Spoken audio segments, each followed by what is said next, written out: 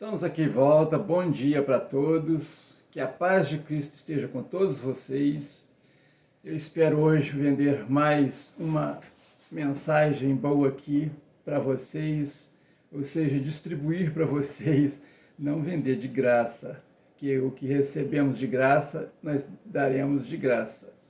Então, a palavra de Deus, ela nos veio de graça, e de graça nós compartilhamos com todas as pessoas que pudermos e conseguirmos, né? Então, hoje eu vou falar de uma situação que acontece no mundo desde quando Jesus esteve aqui. Desde quando ele esteve aqui. Instituiu a tua igreja e continua. E continua conosco até nos dias de hoje. Que é o espírito do anticristo. O que é o espírito do anticristo? É o espírito que não confessa a Jesus que veio em carne para nos salvar. Que veio em carne, sofreu, foi pregado na cruz. As pessoas que não acreditam em Jesus são o espírito do anticristo. João, o apóstolo João, que era o apóstolo mais amado de Jesus, o único que ficou lá debaixo da cruz, na crucificação de Jesus, lá junto com Maria, com a mãe de Jesus, Maria Madalena, ficaram lá juntos com elas, o único. Esse foi um mártir, junto com todos os outros, lógico, porque a igreja foi perseguida desde aquela época. Por quê? O espírito do anticristo, aqueles que não queriam confessar a Cristo como seu Salvador, seu único Salvador e o único mediador entre nós e o Pai e Deus, né? Então, você vê lá em João, o Evangelho de João, estou falando de João, Evangelho de João, capítulo 14, versículo 6. Eu sou o caminho, a verdade e a vida, ninguém vem ao Pai senão por mim. Isso Jesus falando. Então, nós só vamos a Deus através de Jesus Cristo.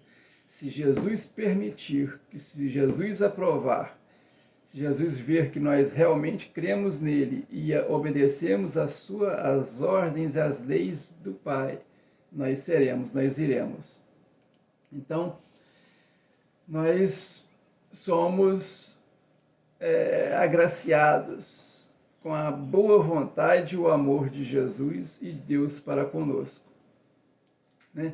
Então vamos ver o que João falou na primeira carta dele, depois que Jesus subiu aos céus, ele foi crucificado, morreu, ressuscitou no terceiro dia, ficou 40 dias com os discípulos aqui na terra, falando do Evangelho, depois ele sobe. Depois que ele sobe, os apóstolos, 3 dias depois, em Pentecostes, recebe o Espírito Santo e começa a falar, começa a pregar o Evangelho de Jesus. E aí a igreja começa a ser perseguida pelo espírito do anticristo. Não é o anticristo que ainda não veio na terra, não veio, pode estar vivo, pode estar entre nós, mas ainda não foi divulgado, não foi apresentado, não está, mas o Espírito sempre esteve aqui. Vamos ver na primeira carta de João, capítulo 4, versículo 3º. Vou ler ele na íntegra para vocês. Eu ainda não posso colocar ele na tela porque eu ainda não estou fazendo live, mas vou lê-lo. Olha só, versículo 3. E todo espírito que não confessa que Jesus Cristo veio em carne não é de Deus, mas é o espírito do anticristo, do qual já ouvistes que há de vir. Olha só que ele fala. E eis que está já no mundo. Isso João falando lá depois que Jesus tinha subido, por volta de 30, 40 anos depois da subida de Jesus. Então é lá do ano 70, 80, por aí, depois da vinda de Cristo. Então, ele já falava isso, porque a igreja já estava sendo perseguida pelos religiosos da época, pelos judeus, porque eles não aceitaram Jesus, eles não receberam Jesus como seu Salvador, como o Messias que estava prometido lá no Antigo Testamento pelos profetas maiores e profetas menores. Eles não acreditaram nisso e não o aceitaram e o pregaram na cruz. Então, na igreja no templo lá de Jerusalém, eles distribuíam o dízimo que todas as pessoas tinham. Se você olhar lá em Deuteronômio, vai ter lá versículo, depois eu vejo, posso olhar para vocês, que todos levavam o mantimento, uma vez a cada 3 anos, para a igreja. E lá eles alimentavam, além de dar a vida ao templo, com a alimentação dos obreiros, das pessoas que ficavam lá, dava também para as pessoas necessitadas de fora. Bom, mas quando os apóstolos começaram a divulgar Cristo, a religião cristã, nosso Jesus para todos, até Pedro, no primeiro discurso dele, converteu 3.000 pessoas. Essas pessoas não poderiam entrar no templo, não poderiam ter sustento do templo. É por isso que em Atos, no capítulo 4, ele fala que os apóstolos, que as pessoas vendiam seus bens, traziam aos pés dos apóstolos e eles distribuíam para as pessoas de acordo com suas necessidades. 3.000 pessoas que não poderiam mais ir no templo, não poderiam mais pegar lá o sustento no templo. Então, os apóstolos instituíram na Igreja de Cristo, na Igreja cristã, fundada por Pedro e os apóstolos, começaram, através do dízimo, das ofertas, a sustentar aquelas pessoas que tinham dificuldade, que não tinham como se sustentar. Então, esta perseguição, espírito do anticristo, que começa desde aquela época. Todos os apóstolos foram mortos com crueldade. O último deles foi João. Por quê? A morte dele foi programada em jogar ele num caldeirão de água fervendo, gordura fervendo. Mas Deus o salvou. Ele entrou naquele caldeirão com água fervendo e não morreu. Com isso, aquelas pessoas que tinham colocado ele lá, para não ser divulgado, para não ter esse problema, viu que não conseguia matá-lo, mandaram para a ilha de Patmos. E lá ele escreveu o evangelho dele, escreveu, lá, aliás, ele escreveu o Apocalipse, o livro da revelação, o livro profético, o último livro, o que vai acontecer no fim. Então, para você ver, o espírito do anticristo esteve na terra. Bom, mas mesmo com a perseguição, a igreja foi crescendo no mundo, foi crescendo através dos apóstolos, através dos convertidos, através de Paulo, que Deus o converte. Ore por ele, deixe ele cego 3 dias para ele ver o que precisava em sua consciência e passou a pregar a Jesus, fundar as igrejas. Foi o maior apóstolo que já surgiu na terra, não teve outro. E também com muita perseguição ao Paulo depois que ele foi convertido, porque ele pregava Jesus. Antes ele era o assassino de Jesus, dos cristãos, ele perseguia os cristãos, passou a pregar a Jesus o inverso. Então muitos não aceitaram, principalmente aqueles que não aceitavam o cristão, a Cristo sendo pregado. Então esse é o espírito do anticristo. Mas a igreja começa a crescer, mesmo perseguida, e isso atravessa o 1º, 2º e no 3º século vem o imperador romano que dominava toda a Europa naquela época, Constantino. Esse, segundo relatos, ele foi salvo na estrada que ele estava vindo lá da Croácia para Roma, para assumir a Roma como soldado, como oficial da guarda romana, antes de ser nomeado imperador. Ele foi atacado por pessoas na estrada. Então, quem salvou foi uma família de cristãos. Uma família de cristãos. Essa é uma versão, e tem outras, de que ele pega e salva e liberta a igreja cristã da perseguição. Porque quem perseguia eram os romanos. Os judeus influíram nos romanos a perseguição aos cristãos, à igreja cristã. Então a igreja cristã era na casa das pessoas, dos cristãos. Era pregado o evangelho na casa, escondido, longe dos soldados e dos sacerdotes judeus da época. Então, o que aconteceu? Todos os apóstolos todos os cristãos foram libertos a partir de Constantino. Aí aconteceu uma das coisas que influenciou o espírito do anticristo em Constantino. Por quê? Aquelas pessoas, aqueles cristãos que tinham fugido, que estavam escondidos e não apareciam, não faziam a obra de Cristo na época, quando Constantino liberou, eles resolveram voltar. Mas os cristãos que estavam na liderança na época não quiseram aceitá-los. E então houve aí uma briga entre eles. Com isso, os líderes cristãos que estavam na frente foram a Constantino. Constantino promoveu uma reunião entre eles para poder unir e chegar a um consenso. O consenso foi que eles poderiam, os afastados poderiam chegar. Mas acontece o seguinte, aí Constantino viu que teve a interferência da igreja, pedindo a ele, o que aconteceu?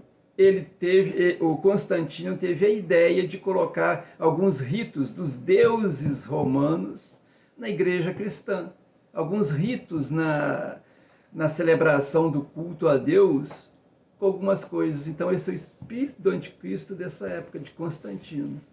E aí a igreja, a corrupção sempre existiu dentro da igreja. A igreja continuou, mesmo com algumas coisas instituídas por Constantino, como algumas mensagens do Deus Sol, que o Constantino, que os romanos tinham, o Deus Sol, que o Sol era um Deus superior. Então, o que aconteceu? A igreja ficou perseguida e foi implantado na igreja desde aquela época, infelizmente, a corrupção. A corrupção sempre existiu. E com a corrupção vieram as indulgências, principalmente em Roma. Principalmente em Roma. E o que aconteceu no século XV, final do século XV, nasce de uma família de mineradores um homem chamado Lutero. Lutero, criança ainda, o pai dele não quis que ele ficasse naquela vida que eles levavam de sacrifício, de mineração. Então mandou ele para estudar nos colégios cristãos de Roma, de Jerusalém da época, da igreja. E ele foi crescendo, começou a estudar e leu a Bíblia. Ele não aceitou aquelas indulgência, aqueles negócios, principalmente depois que ele foi visitar Roma e viu aquelas indulgências. Com isso ele fez 95 teses, escreveu essas teses e colocou na parede lá do templo. As pessoas copiaram, viram e divulgaram aquilo. E aí começa a perseguição a Lutero. Então, alguns reis, príncipes da época, acolhe Lutero para ele não ser morto. Eles fizeram uma reunião para matar Lutero, mas os príncipes acolheram Lutero, esconderam ele por alguns anos. Neste período que ele ficou escondido, ele traduziu a Bíblia lá de aramaico, grego, para o alemão. Isso foram os príncipes alemães que estavam com ele, que tinham segurado ele. Então, colocaram Lutero na guarda deles, mesmo porque os príncipes alemães não queriam ficar pagando aqueles tributos a Roma. Então, já que Lutero pregava contra tudo aquilo, eles assumiram o Lutero e botaram. Então, Lutero traduziu a primeira Bíblia para a língua alemã. E dali as pessoas que entenderam o que Lutero fez, começou a divulgar a igreja. E a igreja começou a trabalhar paralela à igreja de Roma. Paralela à igreja de Roma. E que tomou o nome de protestantes, o protestantismo. E isso começa a crescer, começa a ser divulgado. Até que no século XVII, XVIII, foi crescendo a igreja protestante. Na Inglaterra, esse período foi o período da Inquisição, onde a igreja de Roma não permitia que os cristãos ouvissem a Cristo, do jeito que os apóstolos instituíram e Lutero instituiu, não queriam. Então, eles sacrificavam essas pessoas em fogueira, matavam vivas, em fogueira, etc. Então, o que acontece? Na Inglaterra, a igreja cristã, ela se difundiu muito mais rápido, inclusive, do que a Alemanha, que foi a primeira Bíblia traduzida. Traduziram depois para a língua inglesa, os cristãos e protestantes da Inglaterra começaram a crescer, mas eles começaram a fugir da Inquisição, que estavam sendo mortos. Fogem para onde? Para Estados Unidos. Estados Unidos, que foi o maior país evangélico do mundo, o maior país protestante do mundo, o país que mais exportou missionários, inclusive para o Brasil. A igreja cristã no Brasil, graças aos missionários americanos. Então, o que aconteceu nessa época nos Estados Unidos? Quando os ingleses vieram para os Estados Unidos, fizeram lá 13 colônias. 13 colônias. Eram 13 estados diferentes, com 13 países diferentes. Das 13, 12 eram protestantes, 12 eram cristãs. 12 protestantes, cristãs evangélicos. E uma apenas era da igreja de Roma. Apenas uma no sul dos Estados Unidos era de Roma. Até que no século XVIII houve a unificação dos Estados Unidos com a Constituição americana, que prevalece até hoje. Teve poucas emendas, mas continua a mesma, não teve mudança. Foi uma Constituição muito bem feita e continua. Então, os Estados Unidos foi o país até meados do século passado, 1900, por um século. Foi o país que mais exportou missionários para o mundo. Foi o país que mais aderiu ao protestante, ao evangélico, à verdadeira família cristã, a verdadeira igreja cristã. Mas o que aconteceu com o espírito do anticristo que estava na terra, sempre esteve na terra? E o espírito do anticristo é dominado por quem? Pelo demônio, pelo diabo. Então, o que ele fez em 1848, no século XIX, 1848, guardem esta data. Ele criou um homem chamado Karl Marx. Karl Marx, na Europa, fez a forma de governo que perseguisse os cristãos, que não aceitasse os cristãos, não aceitasse o Deus pregado pelos cristãos, que foi o comunismo. O comunismo foi implantado por Karl Marx para isso, pelo espírito do anticristo, governado pelo diabo. Então, e com isso, o que acontece? Houve várias revoluções, onde houve milhões de mortes, começando pela Rússia, por Stalin, Lenin, matou muitas pessoas porque não aderiram à forma, tomaram a força, mataram todos os reis, os czares russos da época. Depois veio a China, através de Mao Tse-tung. Da China e a Rússia, eles dominaram Cuba, pertinho ali dos Estados Unidos. E assim outros, Polônia, que voltou, entre outros países, né? Tentaram no Brasil várias vezes, tentaram em todos os países. e estão tentando até hoje implantar o comunismo e acabar com Deus. Deus é o Estado. O diabo, não contente com isso, ele tenta apagar das pessoas todo o primeiro e segundo capítulo de Gênesis.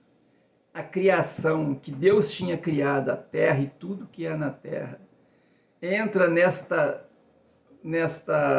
neste mundo para implantar em 1858, logo 10 anos depois, por Charles Darwin, a teoria da evolução. Não tem prova, não tem nada disso. Não existe isso. A Terra foi criada por Deus e tudo que aqui está. Então o espírito do anticristo tentou tirar de Deus, das pessoas e implantar nas faculdades, nas universidades, no ensino e na cabeça de todas as pessoas a evolução. Que prova eles têm disso? Não existe prova. A única prova que tem é que Deus que criou através dos arqueologistas, através dos escritos. Por que a Bíblia foi escrita naquela época e até hoje? O que se explica? E o que foi feito há 150 milhões de anos, igual eles falam, e existe até hoje? Não existe. Tudo que tem na Terra hoje é datado pelo carbono 14. E já foi constatado que tudo na Terra tem carbono 14. E a vida útil do carbono 14 é 5.700 anos, podendo chegar ao dobro disso, 11.400 anos. Se tudo na Terra tem carbono 14, por que a Terra tem 150 milhões de anos? 300 milhões de anos? Os dinossauros morreram lá há milhões de anos? Se na Bíblia, no capítulo 41 de Jó, tem os dinossauros, lá em Isaías também fala de dinossauros, não me lembro bem, eu acho que no 27, capítulo 27, ali, por ali, fala também dos dinossauros.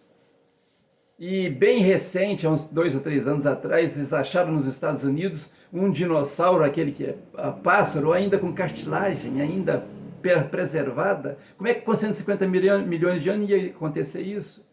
Nada disso. Nada disso. A Terra é muito mais nova do que isso. A Terra tem mais do que, não tem mais do que 7.000 anos. Eu fiz um trabalho desse, peguei lá do nascimento de Adão. Na Bíblia tem a idade de todos eles, até Noé. Até Noé e vem, fala de Abraão, Josué, Moisés. Então eu fiz uma progressão nessas idades, eu cheguei a 6.132 anos na época da pandemia, 6.132 anos, a partir do capítulo 2, versículo 7, criação de Adão. Agora, aquele povo que foi criado lá no capítulo 1, versículo 26 e 27, eu não sei, e não tem na Bíblia um relato de quanto tempo passou. Então nós podemos, provavelmente, aí 2, 4, 5, 6 gerações, não sei, mas não é muito. Você quer que eu provar tudo isso através de um cientista renomado, com doutorado, pós-doutorado? Olha lá em Marcus Eberle, um cientista, youtuber, ele tem a sua página no YouTube, procura lá que vocês vão achar, Marcus Eberle, é o nome dele. E ele diz que nós somos planejados por Deus. Com certeza nós somos planejados por Deus. Hoje eu respondo aquela pergunta que eu fiz ontem. Por que a mulher fala mais? Deus tem um propósito nisso. Quem que gera e pare a criança? Não é a mulher? E como é que a criança aprende a falar? Não é ouvindo as pessoas falarem? Quando a criança está aprendendo a falar, começando a falar, quem que ele vê falar mais e no tom de voz mais parecida com ele? A mulher, a mãe. A mãe fala com o filho, fala com as pessoas, fala com as colegas, com a criança do lado. A criança está aprendendo a falar. Por isso ela fala mais. Por esse motivo ela fala mais. Eu vou deixar mais uma pergunta para vocês. Por que ela fala mais agudo que o homem? Por que ela fala? Amanhã eu tenho que responder isso. Por que ela fala mais agudo? Então, vamos fazer aqui uma oração para terminar. Que todos tenham um bom dia, que tenha ouvido bem essa live. Eu esqueci de colocar aqui o microfone para ter um som mais limpo, mas eu aguardo um resultado bom. Que Deus acompanhe a todos. Vamos então, ó Deus, obrigado por esse dia, abençoe, ó Deus, esta palavra, abençoe todas as pessoas que possam ouvir esta palavra, ó Deus, que assimilem, que dê quebrantamento a tua palavra para entender, para obedecer, ó Deus, a tua palavra, nos proteja, ó Deus, nos proteja do espírito do anticristo, que eles não nos convençam do contrário de viver contigo, ó Deus. Nós te pedimos, ó Deus, em nome de Jesus, que está nos permitindo viver na tua presença, nos levando na presença de ti, ó Deus. Nós te pedimos em nome de Jesus mais uma vez. Amém.